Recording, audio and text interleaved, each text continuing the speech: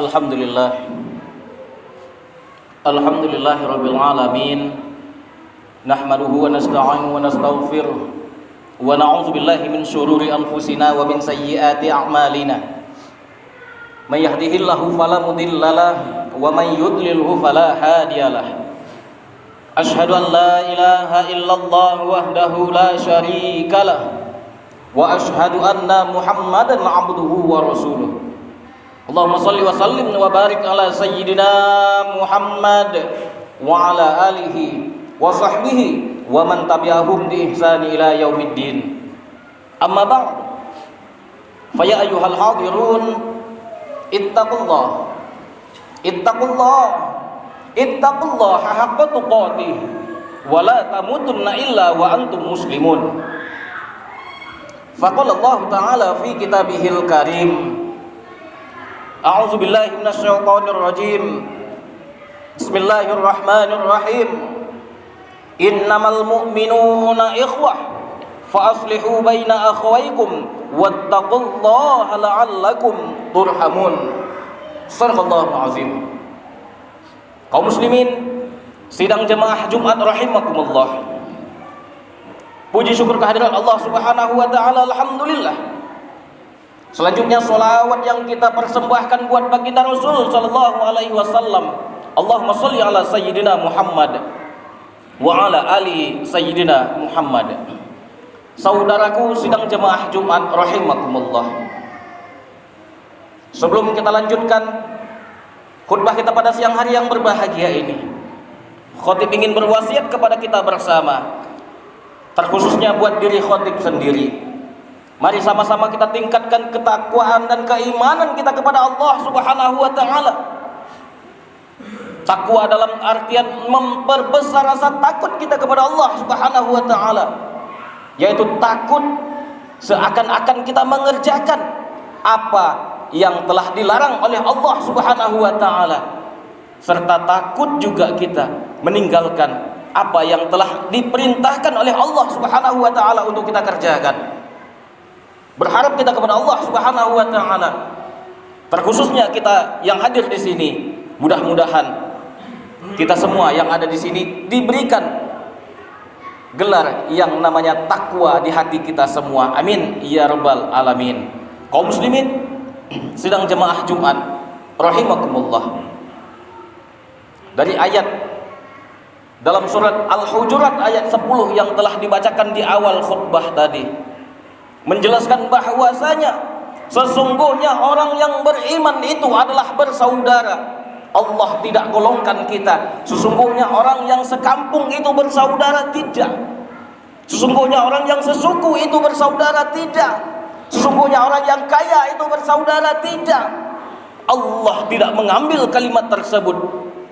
Namun yang Allah angkat di dalam surat Al-Hujurat ayat 10 ini adalah orang yang beriman.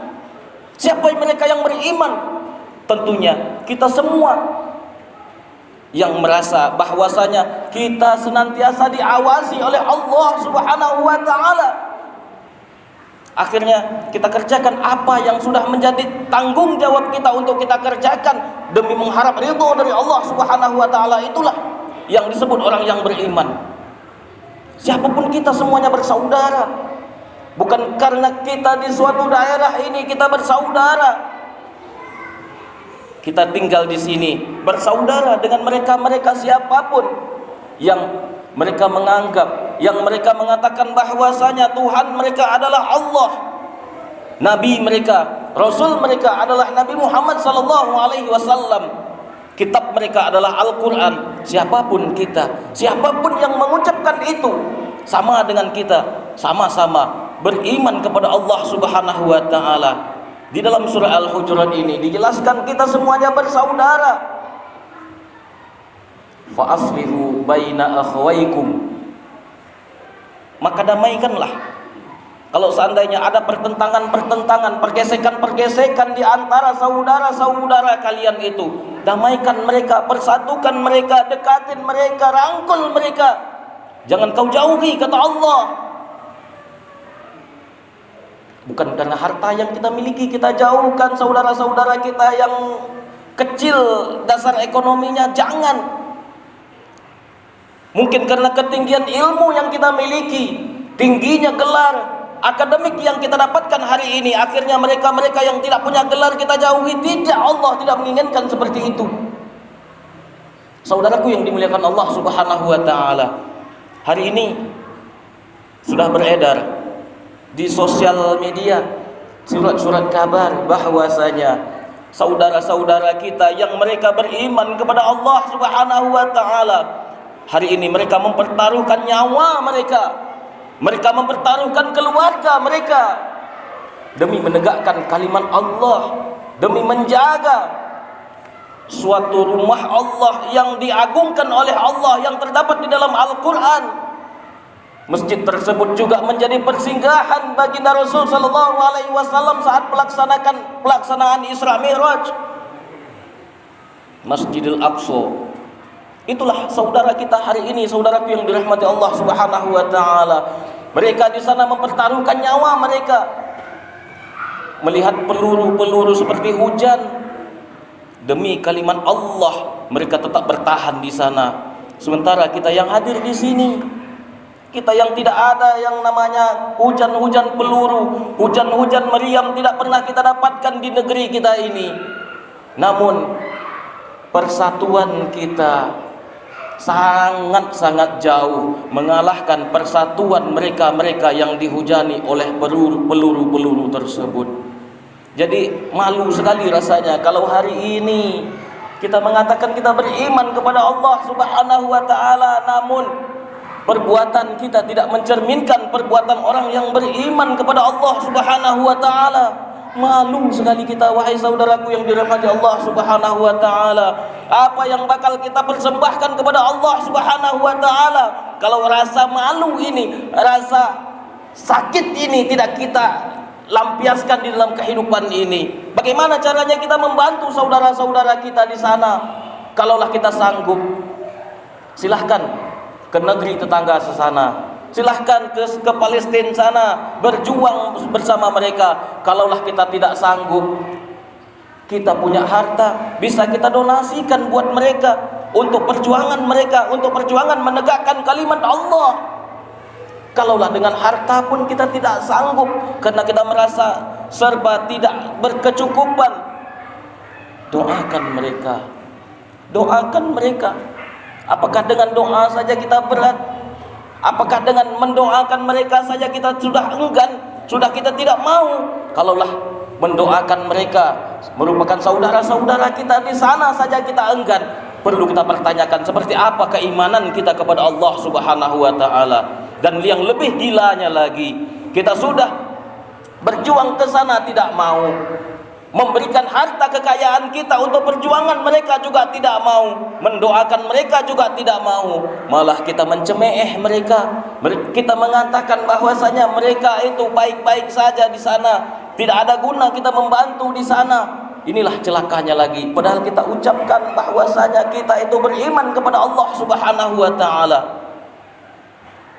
Perlu dipertanyakan keimanan kita, wahai saudaraku yang dirahmati Allah Subhanahu wa taala. Kita bersaudara, kita akui orang yang beriman itu bersaudara.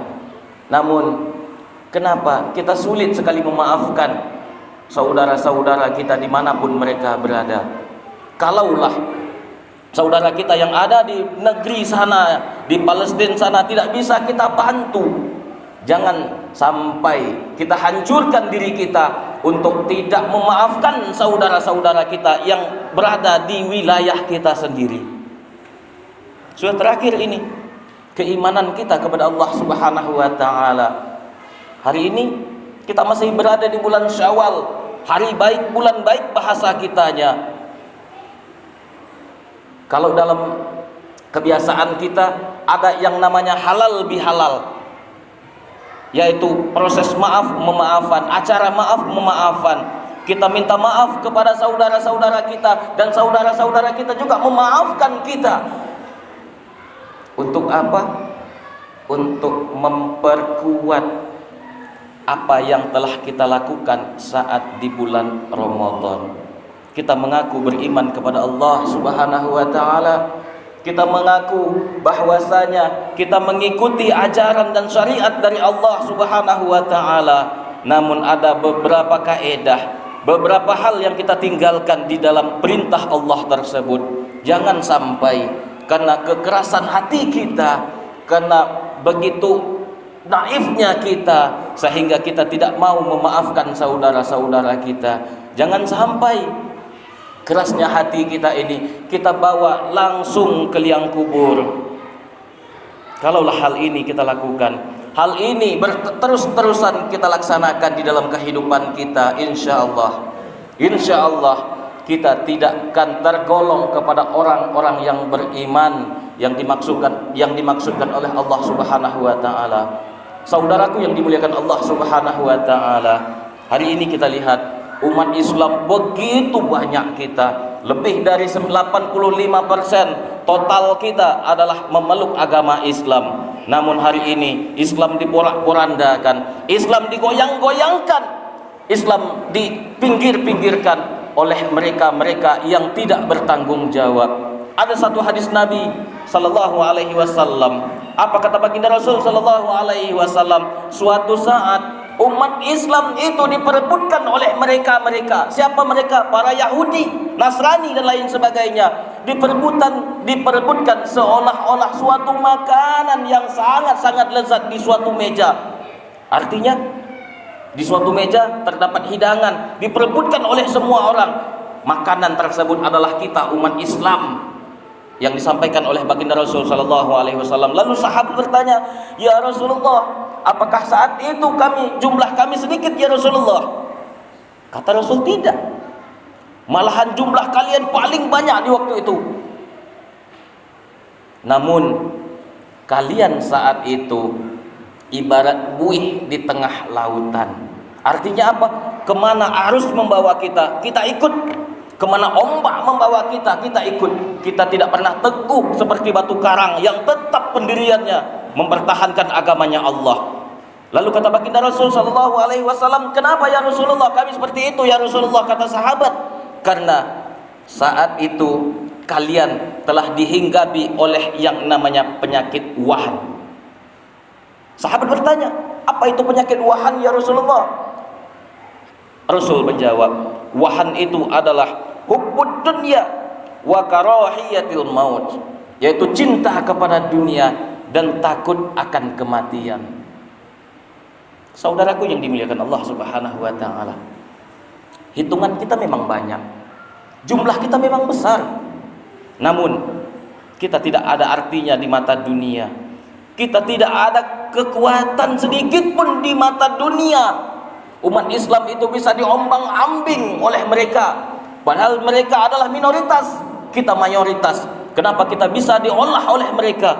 Kenapa kita bisa diporak-porandakan oleh mereka? Karena kualitas iman kita itu sangat-sangat dangkal. Kita bisa saja sesama muslim, sesama kita hancur-hancuran, gontok-gontokan, ribut-ributan sesama kita, karena keimanan kita sangat tipis.